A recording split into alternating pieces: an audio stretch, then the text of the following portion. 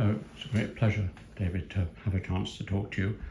I always start by asking when and where people were born. Yeah, good question. I can just about remember. So, November 1960, born in Matlock in Derbyshire, and then moved out when I was 7 with my parents. But that's where it all started for me. Right, Matlock in Derbyshire, right. And then something about your parents, grandparents, how they influenced you. So, were any grandparents particularly important? Yeah, grandparents originate from the northeast. Moved down to Yorkshire. Had my father. I can't remember my mother's grandparents, my maternal grandparents. An only child. Grew up in the middle of Derbyshire. Father's a social worker. Huge influence on my life. Very positive influence, and basically led me to believe I could do whatever I wanted to do, provided it was possible. And but very, very good parents, good role models. But growing up was quite difficult. We lived on a council estate. My year was the first year to go comprehensive. So had I been a year older, I'd have gone to grammar school. So I was in a comprehensive school where they'd never sent anybody to university before. And I kind of learnt the hard way. But fortunately, I was good at football, and that guaranteed my acceptance by a community of mining children. So, did you take 11 plus? Or? I did 11 plus, but 11 plus meant I would have to travel 3-4 hours a day, 2 or 3 bus changes. The nearest grammar school taking 11 plus students in 1971 was 25 miles from where I lived. And then by the time the 13 plus came around, grammar schools had been abolished, so there was no need taking it. But I did have a place at grammar school when I was 11, but my parents took the bold decision to send me to the local comprehensive instead. Right. Well, tell me something about your parents. What was their character and what did they do? Yeah. So my dad was, he was in the war, he was in the Navy as a medical officer. He came out and he was an engineer. He then became a social worker, he always said it was a combination of his engineering skills and what he'd learned when he was in the Navy. And he did a degree when he was 42 at Manchester. So he travelled from the middle of Derbyshire to Manchester 3 times a week to do his degree while he was being an employed social worker. I remember him. I was a young boy, 5 or 6 at the time, and it was pretty impressive to get a degree when you have all the pressures of a family and you're so out of learning for so long. So he was a very articulate man.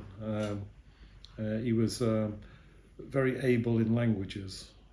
So by the end before he died, he'd had a satellite dish, an analog satellite dish, and he'd only watched German programs. And he was a real German-phile. And every time you'd go to his house, there'd be a program on in German. And occasionally he'd speak to you in German and forget that we were actually English and we didn't really understand German. So it's quite interesting, given he must have fought against the Germans in the war. He did, yes. Him and my mum bought a motorbike and toured Germany. They started at the source of the Rhine and followed it after the war, and it was a result of that trip that he became a German-phile. And your mother? So my mother spent her lifetime in, again, social care, mainly residential care. So she was a matron at an old people's home, very passionate about helping people. It was a pretty selfless life. She was a very determined woman, and you knew she was determined, and you probably wouldn't want to argue with her. But the sacrifices she made were always for other people. But without knowing it, she was on a crusade. It was just the natural thing to do. She was part of a very big family, so she had 7 brothers and sisters, whereas my dad was an only child, and I ended up being an only child as well. So very different experiences in upbringing. When you're one of 8, you don't get much attention from your parents, so I think you become very narrow-minded and focused. But she turned it for good. So when you were, say, 5, 6, 7, 8, did you have any particular hobbies or passions? Yeah, passionate about football, passionate about chess. My dad's best friend was an accomplished chess player. and I spent hours playing chess with him. And I did the same with my oldest son. And my oldest son now has a son, my grandson Oliver, and he's just seven, and he's just about to beat me at chess. So there's a legacy there. But my real passion was football, and Derby County in particular. And going around the lovely Derbyshire countryside? Yeah, I mean, it's hard to leave Derbyshire. So I live close to Lathgildale, which is probably one of the most beautiful places on earth. Not that I'm biased in any way, but we've speculated. My wife's from Derbyshire as well. I met my wife at school. So, we speculate that one day we may go back. We've got one remaining relative there, and the two best men at our wedding are still alive and still living where we grew up. So but the links are coming, a bit more dilute. Interesting. So when you went to the comprehensive school, you were about 11, is that right? I was, yes. And through that school, were there any particular teachers who influenced you or not? Oh, massively. So my English teacher, Mr. Grout, he identified 20 people who should do O-level a year early. Now, bear in mind, this school had never offered an O-level at all for anybody. And the year above me were the first years that were doing O-levels. And they put me into that very first cohort of students that did O-level English. And I remember we did language and literature. And it was just, for me, it was liberating. It was, everybody's on my side here. And my passion was always science, but I wasn't doing physics a year early. I wasn't doing chemistry. I was doing maths and English a year early. And I got good results. In fact, in the end, 14 people were put forward to the summer sitting of the exam, and everybody passed grade C or above, which was extraordinary. All a year younger than other people taking it. And then the 6 who didn't did it in the November, and they all passed as well. So it was an extraordinary cohort, and led us to believe that we could achieve if we wanted to. And I remember being slightly in awe of myself, which is, it sounds a very conceited thing to say, but I just couldn't believe I'd actually got an O-level when I was just over 14, which was good. So then that set me up to succeed really. From then on, I became pretty good at exams and ended up here. So. But you also took maths here early. Yeah. So have you always been a good mathematician? I've loved maths always. You either have a deep passion for maths or you don't. And there's an elegance in maths that is about as close to absolute, unchallengeable truth as you can possibly get. You can draw a line under it and say, there you go, QED. And I still get that kick out of it. Pure maths is probably where it's at, but my maths is more now applied maths. So maths is a tool for engineering problems, which you can solve spectacularly well with actually quite a little bit of mathematics. So, but that formed me. The big thing that changed in my life was at school, I wanted to do a PhD in chemistry. It seems ridiculous that I went to a comprehensive school that nobody had gone to university, and I'm already decided I wanted to do a PhD. Much to the derision of some people, should I say. Then I did A-levels, chemistry, maths, physics and further maths. And my chemistry teacher, who was young and vibrant, it's something called the de Broglie wavelength. He gave a cricket ball a wavelength. And that blew me away. And I thought anything that can take something that's as common as a cricket ball and describe it as a quantum mechanical phenomena has got to be what I want to study. And then my physics teacher said if I was so enthusiastic, he challenged me to do Millikan's experiment. That's where you get a drop of oil and you put a charge on it and you put it in an electric field and you wind the field up. You've got a 1 in 2 chance. If the charge is right, you can suspend it. And from the voltage required to suspend it, you can estimate the charge. If you get it wrong, it accelerates immediately out of view. So I remember spending about 10 lunchtimes in a dark room, first of all trying to get this droplet. And the first 3, I turned the field the wrong way. So the elation of getting the droplet in view and then instant disappointment because you've lost it. On the 4th time, I got it absolutely right. and I got this droplet hovering in front of me. I could measure the field, and I estimated the charge on the electron to within about 5%. My physics teacher's name's Ken German. He lives in Murcia in Spain.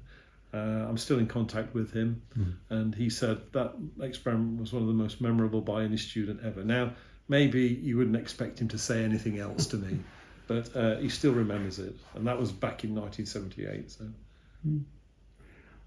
At that school, certainly when I went to school about the age of 14, 15, I was confirmed into the Church of England, and in the subsequent few years it was my most religious period. Did you go through any kind of religious? Not really. Infrequent attendance at summer school from the age of about 8 or 9. But my parents were very open-minded. It was I was able to choose, so they exposed me to choice, but didn't drive it. So I can't say I was particularly religious. And my grandparents weren't religious. And since then, you haven't had much interest in? No, I mean, Christian values are important to me, but I'm not a practicing Christian. Were there any other things at that school that you got really involved with, like acting or political activities or games? Not political activities. My school's a comprehensive school. You left at the age 16, and I went to a sixth form college, which is a completely different environment. All of a sudden, you're familiar with very few people, whereas before. And I think I played football for the college, like I played football for the school. Did a bit of acting at school, but no acting at college. It was purely academic. I passed my driving test when I was 17, and then you've got a car, and you've got girls, and you've got pubs, and so things changed, and they did for me. And then why did you come to Cambridge? Well, my undergraduate degrees were both at Warwick, and yes, that's right. So I did my in physics and kind of semi-theoretical physics for my PhD. I'd got a small young family by then, 2 small boys, and they're married, so I needed a job. So my PhD supervisor advised me to apply for 3 jobs. I applied for 7, and I got all 7, but it was exhausting. I took a job at Plessy Research in Northampton because I could afford a house and it was a good salary. And by coincidence, high temperature superconductors were discovered within 5 months of me joining that lab, and they gave me the project to run. Part of that was a collaboration with Cambridge. A position came available in Cambridge, and I was approached. So after 6.5 years in industry, I ended up here as an ADR, an Assistant Director of Research. Which is basically a glorified postdoc, with the promise of if it went well, I would be given an academic position. And 2 heads of department later, I got a bit nervous, but they honoured the promise, and the rest, as you say, is history. How I ended up as PVC, I have no idea, and I never planned for it. So. Well, going back to Warwick, were there any teachers there who particularly inspired you? Many aspirational teachers.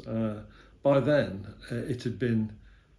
By the time you get to university, you're no longer anti-establishment. When you're in the last years of your school or you're doing A-level, I think you are anti-establishment because everybody is. But by the time you get to university, you're there because you want to be. And there were so my PhD supervisor, Professor Malcolm Cooper, he taught me nuclear energy in my first year at Warwick. So I virtually stayed with him for the full 6 years. And of course still in contact as well. He ended up as head of department. He finished being head of physics just as I was promoted to head of engineering, and I think he took some pride in that. He was a fellow of Clare. So he was here? He was here, yes. Yeah. And what did you draw from your time at Plessy? So I think that was transformative for me.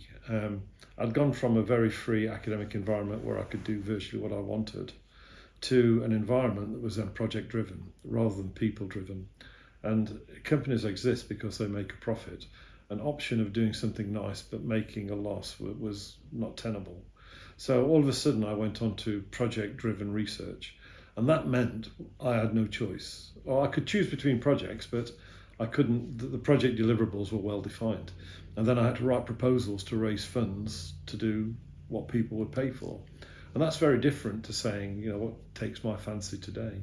So I learnt an awful lot. I became a lot more efficient. I became extremely well organised, almost clinically organised, and that was one thing I took into my academic life with me. If somebody to ask me my greatest strength, it would be organisation. What's the secret of your organisation?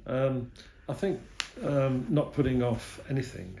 So if you need to make a record, you make a record from very simple things like if you're completing an expense claim, you have a spreadsheet, you itemise it all, you fill it in as you go along, to more complicated and challenging things like how you manage a thesis for a student, how you plan with a student, how you make sure you can get an experiment done to give you the right results.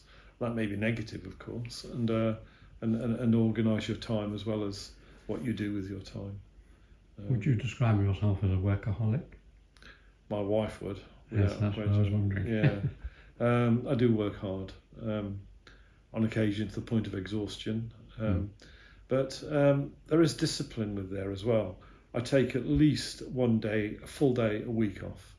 I've got 4 grandchildren now, and more lately I've been taking a day and a half off. So even though I'm working as hard as I ever as PVC, I'm still taking a day and a half off a week.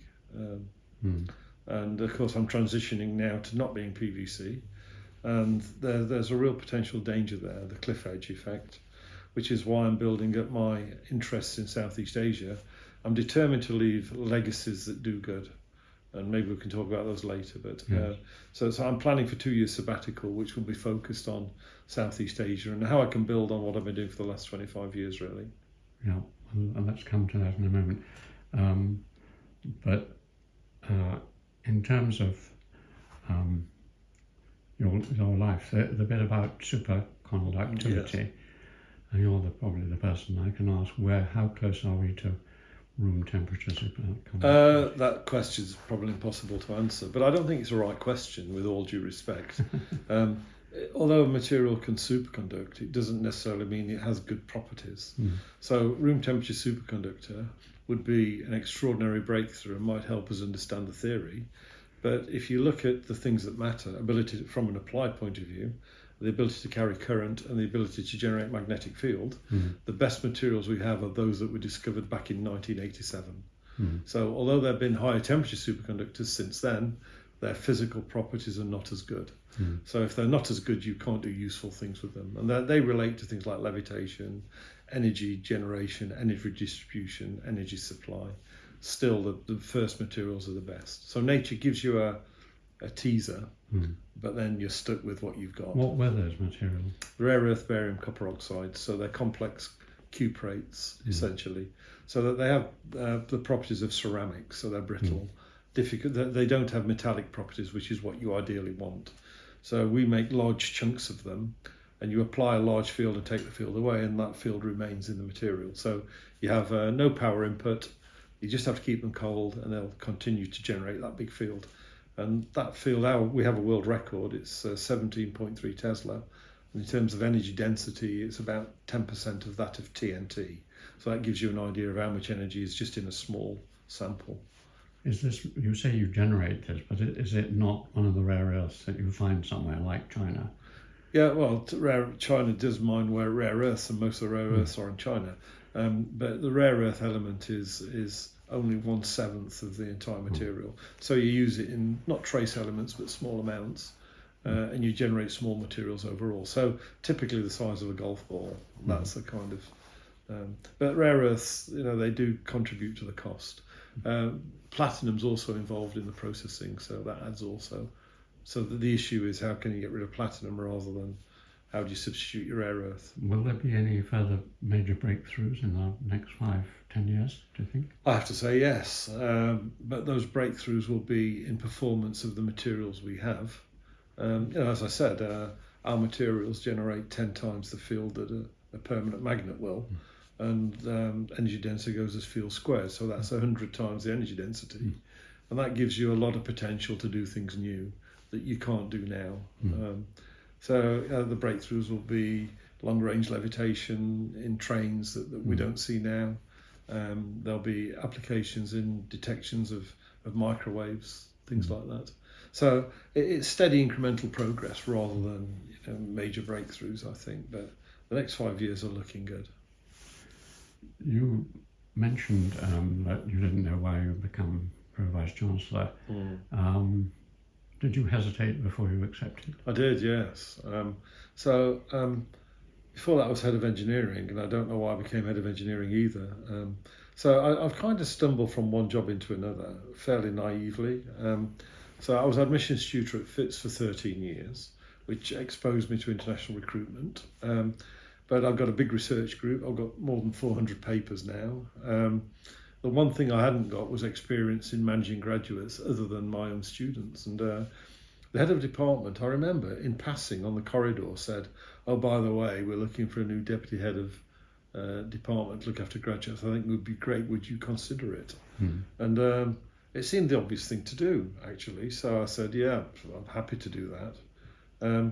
And then I actually didn't know I was being paid extra for it. It's a great source of hilarity for people who know me that I only found out when I got my paycheck. And I mentioned it to the head of the department. He said, "Well, it was in the letter." And I hadn't even read the letter properly. I just thought it would be a duty for me to do it. So that was quite, not embarrassing, but naive. And then I did 2 stints as deputy head. I'd been on the recruitment panel for Anne Dowling, who was the previous head of department to me. And then the new panel was announced to recruit her successor, and I wasn't on it. And I remember speaking to Sandra Dawson, professor of economics, that, what did I do wrong? I thought I'd made a good contribution. And she tried to explain to me there was a reason why I hadn't been included, and I was still oblivious to it. She had to spell it out. Again, naivety. And I was shocked that anybody would think I'd make a good head of department.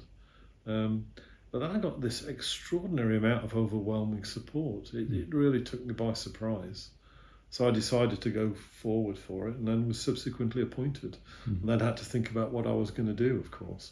And one of the things, if you get a job like that, all the things that frustrated you about what hadn't happened before, you can address. Yeah. And one of them was moving the entire site. I mean, this is a big decision from Trumpington Street to West Cambridge. Yeah. So I took that decision as head of department, and the legacy is, we're still working through that, and that's been inherited by my successors. And then I'd agreed to do a second term as PVC. I'd been approached as the head of department. I'd been approached to apply for another PVC job by Boris, who was then VC, and I declined it under great pressure to apply. And then another one came up, and again, I was very encouraged to do it. The previous one, I was midway through being head of engineering, and I felt it was too early. So in the end, I decided to apply. And to my surprise, I was given the job, but I'd just agreed to extend my headship for 5 years, so that put me in a very difficult position. So I had to write the whole department with, profound apologies and sorrow, but I felt I had to move on. I'm glad I did, because I've had the opportunity again to address things in the university that irritated me as head of department, and one of them was the financial management of this university, which is bonkers. And we're about to move to enhanced financial transparency, which is completely sensible, against the odds. Actually, this university doesn't like change, but being PVC has enabled me to drive that program academically. Of course, we've got a finance division who've done all the hard work. I've just been the figurehead, but we are going to deliver that program, and that will be a nice thing to leave. In addition to that, we have completely overseen and changed how we manage estates, and I've been the academic lead there. And we've got 2 new hospitals we're on the cusp of starting to develop, and I've played a key role in those 2. So looking back, it's given me a huge opportunity to address the things that irritated me as head of department, and my colleagues have enabled it to happen. But none of these things were planned. Everything almost came as a surprise to me. But it will be 10 years as a senior member of the university, either ahead of the biggest department, which is engineering, 11%. the entire university, or as PVC. And some would say strategy and planning is probably the key role, because that's all about the budget. So it's been exhausting but very rewarding. I don't regret a minute of it. And how did you get involved with Asia, Southeast Asia? Yeah, so I became admissions tutor at Fitzwilliam. So my background, comprehensive school, Red Brick University. The only time I'd visited Cambridge was to see a football match. Many of the colleges would not have given me so much responsibility so quickly. But Fitz, I was supervising 6 hours a week. Within 3 years, they'd made me a tutor. And within 5 years, admissions tutor. And it was clear that Fitz is a unique college, but we can't compete with the more established colleges in town. So I needed to identify a source of students that would improve the academic performance of the college. And the obvious thing was to look overseas. We had no presence in China whatsoever, absolutely none. Kelvin Bokiet from Christ led a team of interviewers to Singapore and Malaysia each year, but not China. So I went on a fact-finding mission. When? 2001. I attended education exhibitions. One was in Dalian and the other one was in Shenyang, with an organisation called Amberite, who I still work with. Was exposed to some extraordinary talent, mainly in traditional Chinese universities, studying Gaokao or leading to Gaokao. But the quality, the potential was immense. So I went back the following year with Kelvin Bokiet. The deal was I'd go to Singapore and Malaysia with him, and I'd help him interview. And then he and I would go on to China and would visit Shanghai and would visit Shenyang, and would interview 20 potential engineers and would see how it went, which we did. The standard was variable. The applications were extraordinary. Swimming certificates age 4, because they didn't know. Nobody was there to advise them. But what came out of that was 4 or 5 extraordinary students. To cut a long story short, we decided that China should be on the main recruitment route.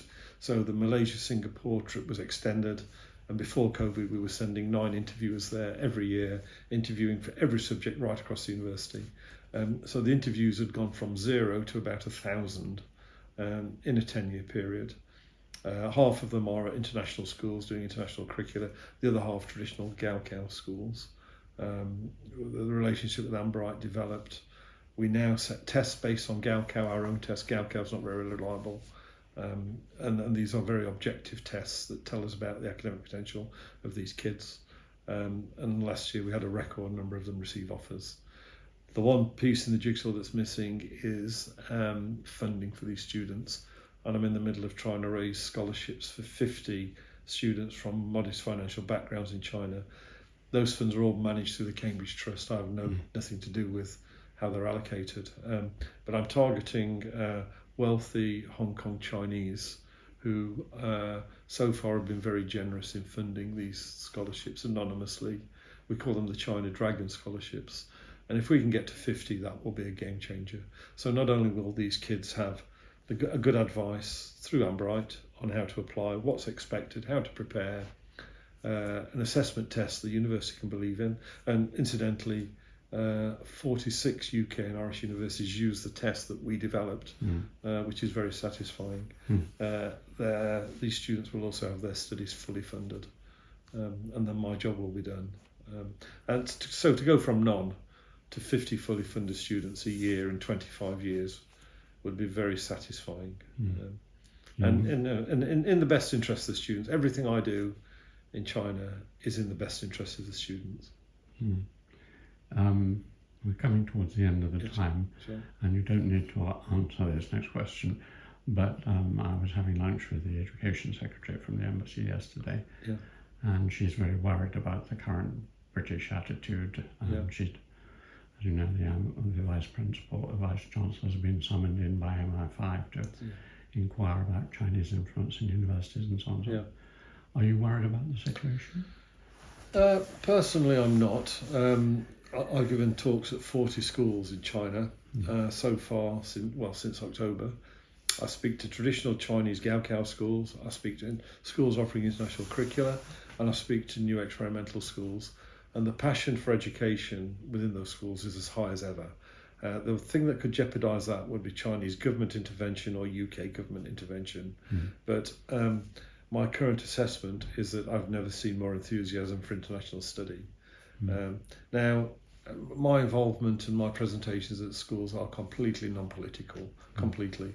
They're done from the premise of helping young people make the best decision for them, and that indeed may be to stay in China and study to Chinese university. My job is just to help inform their decision, so they go into things with their eyes open. Of course, there would be a threat should there be change in government policy, but I'm in the meantime, I'm just going to continue to give what I think is good, unbiased advice in the best interests of young people. And if something changes that's beyond my control, so be it. But until it does, I'm continuing on this mission of informing people. Well, I think we should stop there, but I would like to put on film our gratitude to you for all the work you've done for the university. I've been here even more years than you have, and written many books about Cambridge and China, and I can see that I just do a tiny bit on the surface, but you've done a great deal, so thank you very much. Well, thank you too. We all do what we can, don't we? And we're all in this together.